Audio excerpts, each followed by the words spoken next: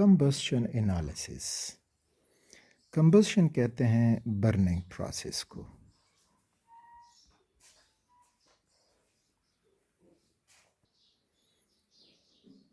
तो burning process को कहा जाता है कंबस्शन एनालिसिस, और ये क्वांटिटेटिव एनालिसिस है।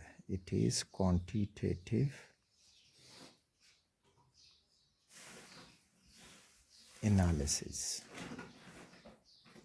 यानी इसमें हम एलिमेंट्स की क्वांटिटी मालूम करेंगे कि गिवन कंपाउंड में कोई एलिमेंट कार्बन, हाइड्रोजन, ऑक्सीजन कितने कितने अमाउंट में, चाहे वो ग्राम की शक्ल में हो, मिलीग्राम की शक्ल में हो, उसको फिर मोल्स में कन्वर्ट कर सकते हैं। तो क्वांटिटेटिव एनालिसिस है और इस्तेमाल किया जाता है for organic compound, organic compounds. क्योंकि ऑर्गेनिक कंपाउंड जल सकते हैं, वो ऑक्सीजन के साथ रिएक्ट कर जाते हैं। जलने के दौरान उनसे कार्बन डाइऑक्साइड पैदा होता है और साथ में वाटर।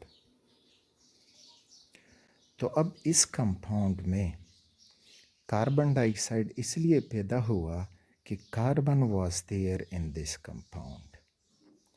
वाटर इसलिए प्रोड्यूस हुआ कि hydrogen was there in this compound. और ऑक्सीजन हम इनडायरेक्ट मेथड से फिर फाइंड कर सकते हैं। तो कंबस्शन एनालिसिस में हम कार्बन, हाइड्रोजन, ऑक्सीजन इनको मालूम करते हैं। ऑर्गेनिक कंपाउंड को ऑक्सीजन की प्रेजेंस में जला देते हैं और इसमें यहाँ पे CU2O कॉपर ऑक्साइड ये इस्तेमाल होता है, और ये जो है कंबस्शन प्रोसेस में हेल्प देता है ताकि सारा का सारा ऑर्गेनिक कंपाउंड जल सके, कार्बन डाइऑक्साइड और वाटर में कन्वर्ट हो जाए। तो जब ये होता है तो इसमें कार्बन डाइऑक्साइड हम ट्रैप कर लेते हैं, इज ट्रैप्ड, और इसी तरह से H2O भी ट्रैप्ड किया जाता है। और जब ये दोनों हम ट्रैप कर लेते हैं तो फिर इनका अमाउंट फाइंड करते हैं और उनसे फिर कार्बन का अमाउंट और हाइड्रोजन का अमाउंट फाइंड किया जाता है। तो ये कंबस्शन एनालिसिस का प्रोसीजर या खुलासा। इसको हम कैसे परफॉर्म करेंगे? तो फर्स्ट ऑफ ऑल इसका डायग्राम बनाता हूँ, फिर उसी डायग्राम में मज़ीद समझते हैं कि अब इस डायग्राम में हो क्या रहा है। तो ये एक स्केच है उस कंबस्शन एनालिसिस को परफॉर्म करना। तो इधर OC यानी एक organic compound plus copper oxide, इनको 1:3 में डाला जाता है। जितना हम थोड़ा कंपाउंड लेंगे उतना हमें इसकी स्टडी एनालिसिस में आसानी होगी। और इधर से हवा से भी ऑक्सीजन आ रहा है। यहाँ पे इसको हीट देके इसको जलाना शुरू किया जाता है। तो जिस तरह ऊपर हमने कहा कि कंबस्शन में ऑर्गेनिक कंपाउंड जल के अब यहाँ पे इस ट्यूब में कार्बन डाइऑक्साइड और वाटर निकलना शुरू करेगा। अच्छा, अब इस कार्बन डाइऑक्साइड और वाटर को ट्रैप करने के लिए हमने ये चैम्बर ए और ये हुआ चैम्बर बी, इनमें कुछ ऐसी चीज़ें डालनी होगी जो वाटर को पकड़ सके, कार्बन डाइऑक्साइड को पकड़ सके, ताकि हमें उसका पता चले। तो ये पहला जो है ये है वाटर एब्जॉर्बर, यानी ये चैम्बर, इसमें पानी जज़ब होगा। और ये दूसरा चैम्बर जो है ये कार्बन डाइऑक्साइड एब्जॉर्बर होगा, इसमें कार्बन डाइऑक्साइड एब्जॉर्ब होगा जो वहाँ से निकल रहे हैं। तो इस तरह से ये आके इधर इस कंपाउंड में वाटर एब्जॉर्ब होता जाएगा और फिर यहाँ पे आके इस सब्सटेंस में कार्बन डाइऑक्साइड एब्जॉर्ब होता जाएगा, और यहाँ से जो एक्स्ट्रा गैसेस हैं, इम्प्योरिटीज़ वगैरह की मदद से, तो वो यहाँ से निकलेंगी। अच्छा, अब H2O एब्जॉर्बर, इसको हाइग्रोस्कोपिक सब्सटेंस भी कहते हैं, हाइग्रोस्कोपिक सब्सटेंस। तो हाइग्रोस्कोपिक सब्सटेंस जो हमारे साथ मौजूद हैं बुक में जो दिया गया है तो वो है magnesium perchlorate ClO4 whole 2।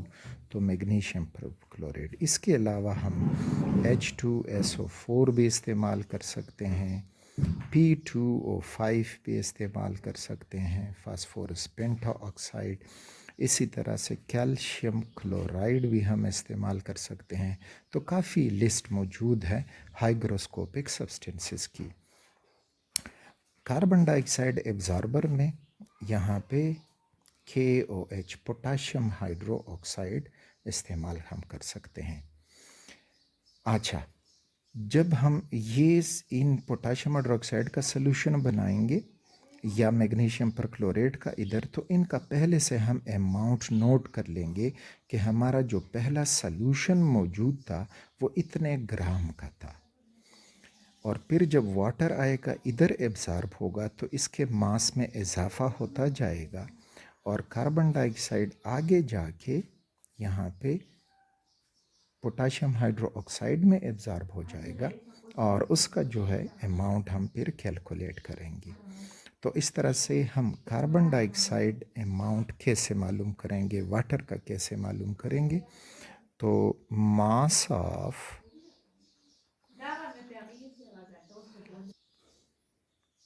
Carbon dioxide absorbed, यानी कितना कार्बन डाइऑक्साइड जो है वो जज़ब हुआ, या प्रोड्यूस्ड भी आप लिख सकते हो कि कितना जो है वो कार्बन डाइऑक्साइड पैदा हुआ। तो इजिकल टू आप क्या करोगे कि W2 माइनस W1। अच्छा, W2 क्या है और W1 क्या है?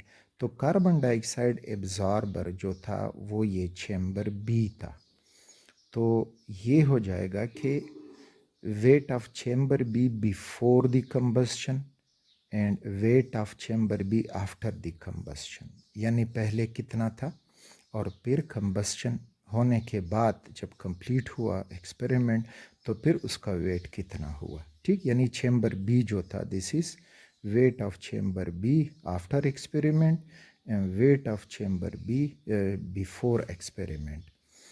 इसी तरह से mass of H2O, mass of water produced, कि इस एक्सपेरिमेंट में पानी कितना पैदा हुआ, तो वेट या mass of chamber A after experiment minus W1 which is mass of chamber A before experiment.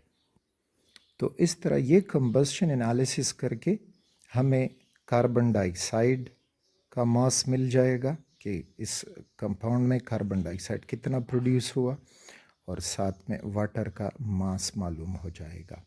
तो ये क्वांटिटेटिव एनालिसिस इसलिए हुआ कि अब आगे जाके इसी कार्बन डाइऑक्साइड से हम मास ऑफ कार्बन निकालेंगे और वाटर के मास से हम मास ऑफ हाइड्रोजन निकालेंगे कि इसमें कितना हाइड्रोजन है, और फिर एक और टेक्निक है सिंपली इन्हीं थ्योरेटिकल टेक्निक, उससे हम मास ऑफ ऑक्सीजन निकालेंगे अगर इस कंपाउंड में वो मौजूद है, और फिर इसी मासेस को आगे जाके हम एम्पेरिकल फार्मूला फाइंड करने के लिए इस्तेमाल कर सकते हैं। तो ये था कंबस्शन एनालिसिस कि उसका प्रोसीजर क्या है और उसमें हम एक्चुअली करते क्या हैं।